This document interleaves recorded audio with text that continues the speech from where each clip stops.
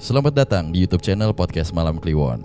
Sebelum mulai mendengarkan, silakan klik tombol subscribe dan nyalakan tombol notification. Jangan lupa untuk gunakan headset kalian dan selamat mendengarkan.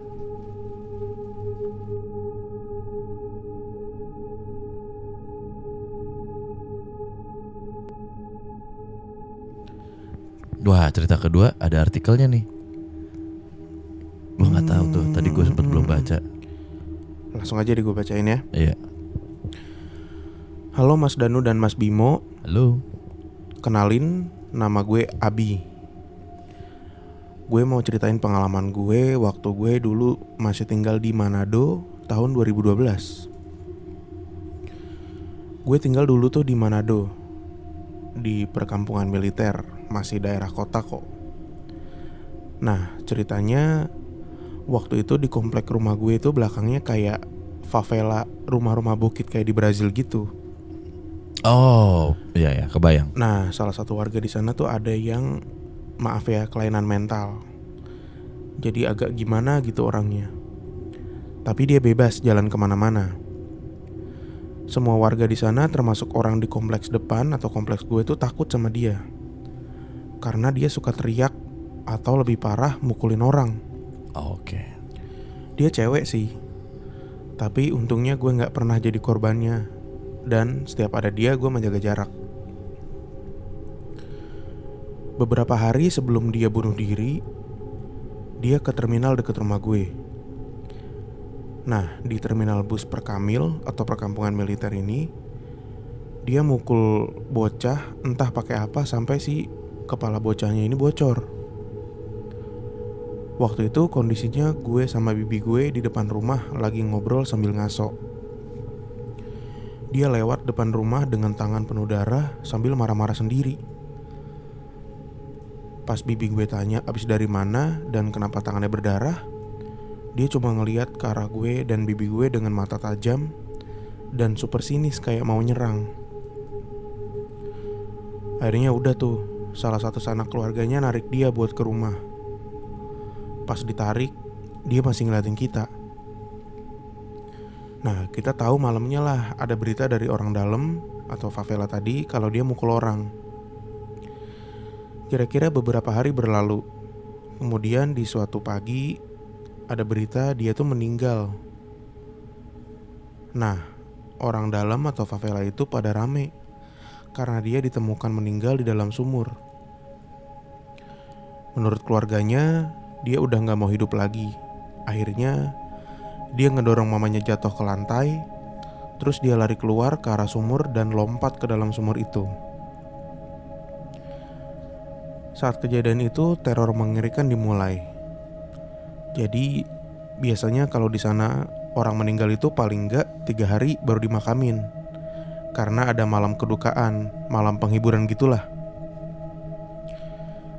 Setelah dia dikuburin, gak ada satupun orang yang berani masuk ke gang akses ke favela. Jadi favela itu punya akses dari jalan ngelewatin rumah gue itu. Setiap malam biasanya berisik. Entah orang pesta lah atau mabok, atau anak-anak kampung sebelah pada nongkrong dan main bareng. Intinya di gang itu selalu hidup 24 jam, gak pernah sepi. Nah, pas dia meninggal, gang itu selalu sepi. Singkatnya, ada teror yang dialamin kita sebagai warga situ. Selalu dengar suara cewek teriak merintih dan minta tolong kesakitan. Kadang erangan pilu yang selalu kita dengar selama 40 hari. Bahkan gue pernah sekali. Karena yang tadi gue bilang, warung di dalam gang itu buka 24 jam. Warung rumahan sih dan agak ke dalam gang. Gue malam-malam jalan sendirian nyari Indomie. Nah, by the way, gue akrab sama orang gang, jadi gak takut digangguin. Karena kita saling jaga satu sama lain. Jadilah gue berani jalan di gang itu sendirian. Di deket empang gitu ada jembatan. Gue lihat sosok yang gue kenal dengan baju persis seminggu yang lalu gue sama bibi gue lihat. Nah, karena backlight, gue masih ngeraba-raba, bener gak ya baju yang waktu itu di otak gue? Sambil jalan dengan setengah cuek, gue papasan lah sama sosok ini. Karena harus lewatin jembatan kecil dulu, baru warungnya ketemu. Pas gue papasan, gue ngeliat mukanya. Hancur mukanya, penuh sama darah. Dan ada luka di tangan sama dengkulnya. Gue diem gak berkutik selama beberapa detik. Pas gue diem itu, dia ngomong dalam terjemahan bahasa Indonesia kayak gini. "Tolong saya, sakit banget," kata dia gitu. Gue sadar dan gue lari sekencang-kencangnya keluar gang. Belum sempat keluar gang, tiba-tiba lampu sekitaran gang itu mati semua, mengikuti gue gerakan gue lari. Dan di ujung gang, tepat sosok yang sama berdiri dengan muka yang gak berbentuk, sambil ketawa dan teriak lari mau ngejar gue. Gila. Akhirnya gue shock, gak kuat dan gue pingsan. Gue sadar di rumah ibu pendeta. Dan si ibu pendeta cerita, katanya anak-anak gang ngeliat gue mau loncat ke empang dekat jembatan. Pas mau ditolongin, gue teriak ke mereka dan mirip suaranya sama si dia ini. Padahal suara gue beda banget sama dia walaupun kita sama-sama cewek. Gue diceritain juga, katanya gue kesurupan selama hampir 1 jam. Tapi yang gue ingat, gue itu lari keluar gang.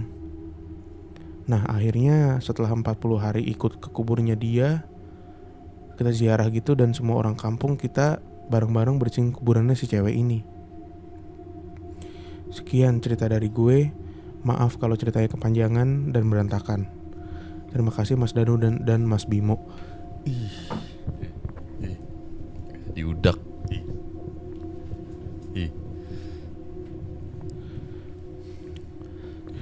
Berarti visualisasi antara orang kesurupan sama orang yang lihat tuh beda ya Bim? Gak tahu gue. Gak pernah kesurupan. Ngetes apa? Iya jangan dong. Dia ngelihat, dia ngerasanya tuh dia lari kan, lari ke luar gang, terus lampunya pada mati tuh, dek.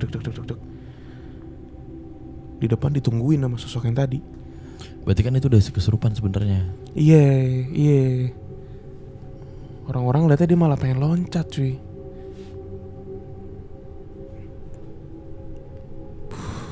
Ini cerita tentang bunuh diri ini sampai masuk berita loh. Dia ngirim link bener di salah satu media online yang ternama. Coba gue lihat dulu tentang kasus bunuh diri ini.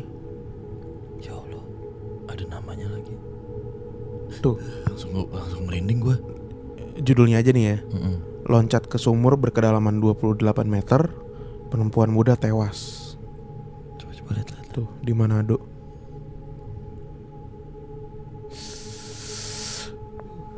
Menurut keterangan ibunya, korban mengutarakan niatnya untuk melompat ke dalam sumur karena gak tahan lagi dengan penyakit epilepsinya yang sering kambuh.